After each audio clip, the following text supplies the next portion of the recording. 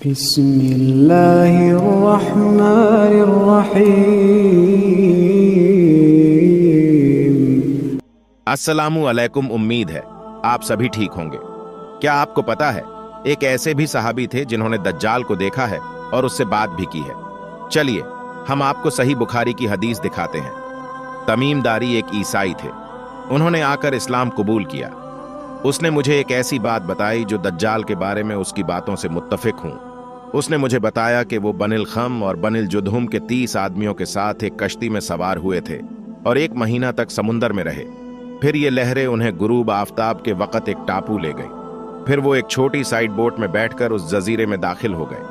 وہاں انہیں ایک آدمی ملا جس کے پورے شریر پر بال ہی بال تھے، اتنے لمبے تھے کہ اس کی شکل بھی نہیں دکھ رہی تھی۔ انہوں نے کہا، تم پر افسوس ہو، تم کون ہو؟ تو اس نے کہا، میں الجساسہ ہوں۔ یہ الجسہ کیا ہے؟ اور کہا، اے لوگوں، اس شخص کے پاس خانقاہ میں جاؤ کیونکہ وہ تمہارے بارے میں جاننے کا بہت شوقین ہے۔ اس نے راوی کہا، جب اس نے ہمارے لیے کسی شخص کا نام رکھا تو ہم اس سے ڈرتے تھے کہ کہیں یہ شیطان نہ ہو۔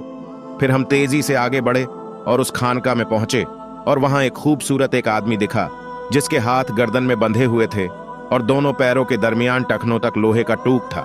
ہم نے کہا، تم پر افسوس ہو، تم کون ہو؟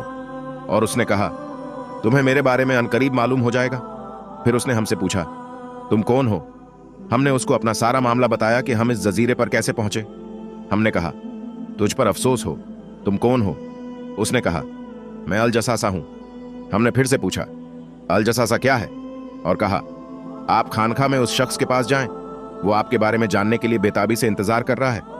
بس ہم آپ کے پاس خوف سے جلدی آئے کہ وہ کہیں شیطان نہ ہو۔ اس نے کہا، مجھے بیسن کے درختوں کے بارے میں بتاؤ۔ ہم نے کہا، آپ کو اس کے کس پہلو کے بارے میں کیا معلومات چاہیے؟ اس نے کہا، میں تم سے پوچھتا ہوں کہ یہ درخت پھل دیتے ہیں یا نہیں؟ تو ہم نے کہا، ہاں۔ تو اس نے کہا، جب میں ظاہر ہوں گا تو یہ پھل نہیں آئیں گے۔ اس نے کہا، مجھے تبریہ جھیل کے بارے میں بتاؤ۔ ہم نے کہا، آپ اس کا کون سا پہلو جاننا چاہتے ہیں؟ کہا، کیا اس میں پانی ہے؟ ہم نے کہا، اس میں پانی کثرت سے ہے۔ تو اس نے کہا، میرا خیال ہے اس کا پانی جلد خشک ہو جائے گا۔ اس نے پھر کہا، مجھے جگھر کی بہار کی خبر دو۔ ہم نے کہا، آپ اس کا کون سا پہلو جاننا چاہتے ہیں؟ اس نے کہا، کیا اس میں پانی ہے اور کیا یہ زمین کو سیراب کرتا ہے؟ ہم نے اس سے کہا، ہاں، اس میں پانی کی فراوانی ہے اور مدینے کے باشندے اس کی مدد سے زمین کو سیراب کرتے ہیں۔ اور اس نے کہا، مجھے نبی کے بارے میں بتاؤ۔ اس نے کہا، وہ کہاں ہیں؟ ہم نے کہا، وہ مدینے سے نکل کر مکہ میں اختیار کر چکے ہیں۔ کہاں کیا عرب ان سے لڑتے ہیں؟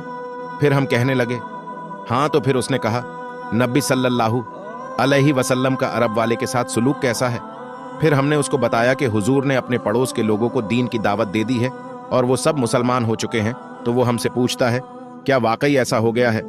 پھر ہم اس کو جواب میں ہاں کہتے ہیں۔ پھر وہ شخص کہتا ہے، اگر ایسا ہی ہوا ہے تو یہ ان کے لیے بہتر ہے کہ وہ نبی صلی اللہ علیہ وسلم کی اطاعت کریں۔ اب میں تمہیں اپنے بارے میں بتانے جا رہا ہوں۔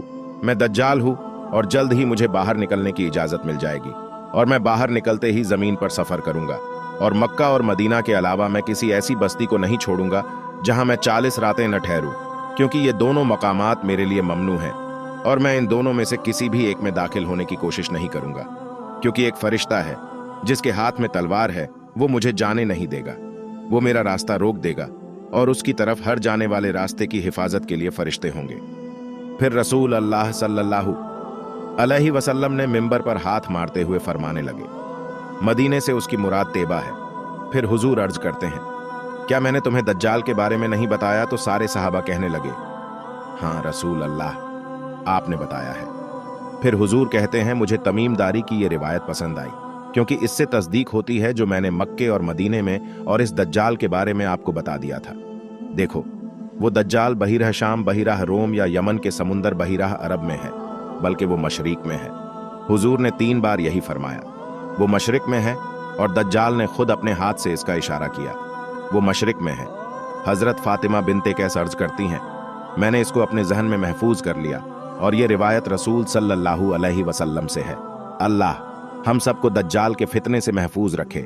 اگر ویڈیو اچھی لگی ہو تو چینل کو سبسکرائب کریں اور ویڈیو کو زیادہ سے زیادہ شیئر لائک کریں۔ حدیث کو دوسروں تک پہنچانا ہم سب مسلمانوں کا کام ہے۔